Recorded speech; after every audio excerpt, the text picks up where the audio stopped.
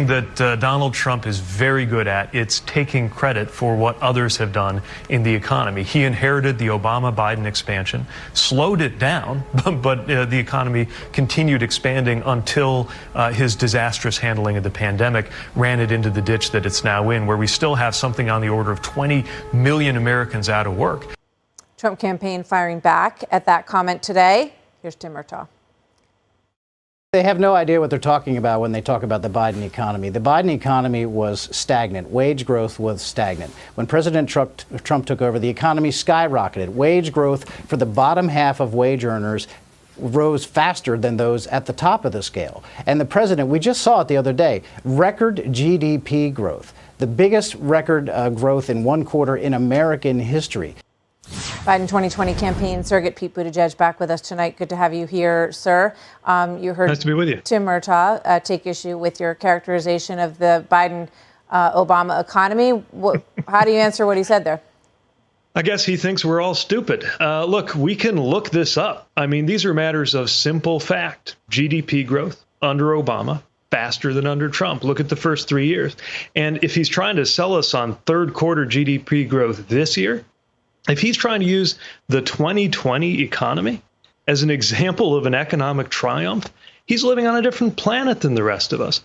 The only reason those numbers are what they are is because it's a partial comeback from the bloodbath that was the second quarter. We're still down, as I think anybody knows. Well, I think anybody would understand that obviously when you shut down an entire economy the way that we had to, it's going to take a while to come back. Exactly. That's the amazing thing, right? We were right. down So the amazing thing, some would say is that it's come back two-thirds from how far it was down. So that's I mean, no, by any estimation, from what happened, that's a strong number. To be up 33% off the bottom, everyone understands that it's not back where it was, but we all understand the world we live in too. So we get we understand there's an economic disaster touched off by the mismanagement of the pandemic. Well, but again, even pre-pandemic, you can characterize that however you want. Anybody who was president was going to have to go through that economic dive and come back out of it. Well, except in other countries, it didn't happen quite like that, did it? Well, we have the most diverse country in the entire world. We have a set of complex problems in our, with our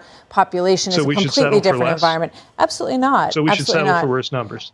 Well, all I'm saying is that there's only one way to know how anyone would have handled it, and we don't have two presidents at once. Everyone's going to obviously vote. Yeah, and that's why I prefer to Let me just read something to you, first 3 years, right? Because that's a little more apples to apples. For the life of me, I cannot figure out what Fox News is trying to accomplish by continuously inviting Pete Buttigieg on the air. But whatever it is, it's not working out for them. What Pete is doing here is pushing back on the Trump campaign's absurd characterization of the Obama-Biden economy somehow being worse than the Trump economy. So let's look at the facts. Tim Murtaugh says their economy was stagnant. In reality, the Obama-Biden economy saw 75 straight months of growth, which is the longest streak in American history. And it came after the last Republican administration also mired us in an economic recession, in case you were wondering whether GOP mishandling of the economy was a pattern.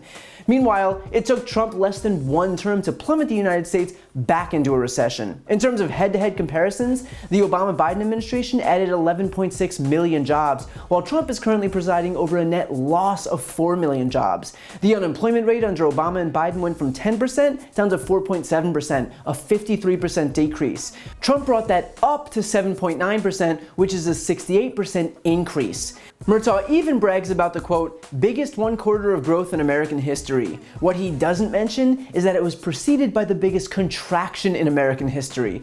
So the White House can brag about the fact that 11.6 million jobs were added from May to September, but they should probably also mention that over 22 million jobs were lost just before that.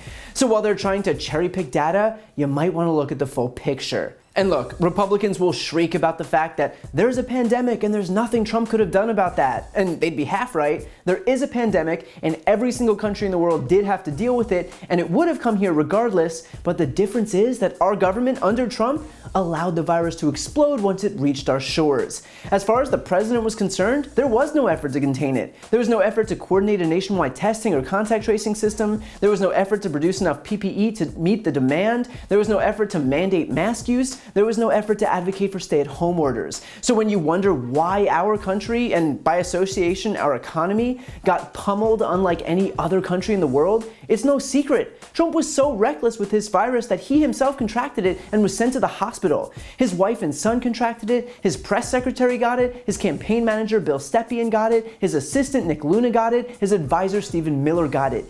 Every single day was another glaring example of his failure to contain this virus. So yes, this virus would have impacted the US regardless, but the severity of the impact depended solely on the government's response to the outbreak, and our government's response was an unmitigated disaster. And beyond that, the response to coronavirus is part of Trump's presidency.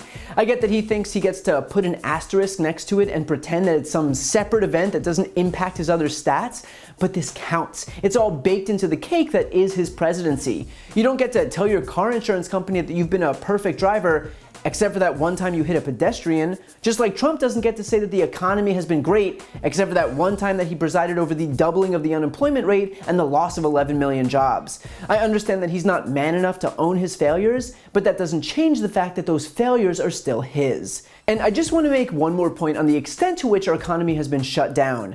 The reason that this shutdown has been so devastating and prolonged is that Trump never bothered to contain it when it mattered. All he had to do was implement serious and swift measures in the beginning so that we wouldn't have to deal with an out-of-control outbreak 9 months later. If everyone wore a mask, if everyone stayed at home, if everyone socially distanced, if everyone tested, if everyone contact traced, we could have contained it. We've done it before. We escaped unscathed from every other pandemic for the last century. So when Trump complains about the duration and the severity of this pandemic, just know that if it wasn't for one person resisting every effort because he thought it would benefit him politically, we wouldn't even be in this mess. New Zealand's sports stadiums are full. Europe sent kids back to school at the beginning of the school year. But we couldn't have that because there was resistance from half of the country, and that was led by one person and one person only: Donald Trump. So the right can obfuscate the truth and twist themselves into pretzels pretending that Donald Trump has been successful, but the facts speak for themselves. We have 230,000 dead Americans, 8% unemployment, 11 million jobs lost since February, and a net loss of 4 million jobs lost during this presidency. After the longest uninterrupted streak of job growth in US history, we're now mired in an economic recession. Donald Trump wants all the credit for the economy he inherited and none of the blame for the economy that he destroyed. As for Pete Buttigieg, I'm sure Fox News will continue to try and bring him on as their hosts take turns trying to slay the dragon, so to speak, but they're only setting themselves up for failure. Because aside from being better at this than every conservative on that network, he's also got the benefit of having the facts on his side. And winning the argument is a whole lot easier when you're able to acknowledge reality and tell the truth. If you like this video, please check out my podcast, No Lie with Brian Tyler Cohen, where I take a deep dive into the week's most important stories and interview major players in politics, including Kamala Harris, Katie Porter, Adam Schiff, Nancy Pelosi, Eric Swalwell, Mary Trump, Al Franken, Cory Booker, and many, many more. Again, that's No Lie with Brian Tyler Cohen, available anywhere you listen to podcasts.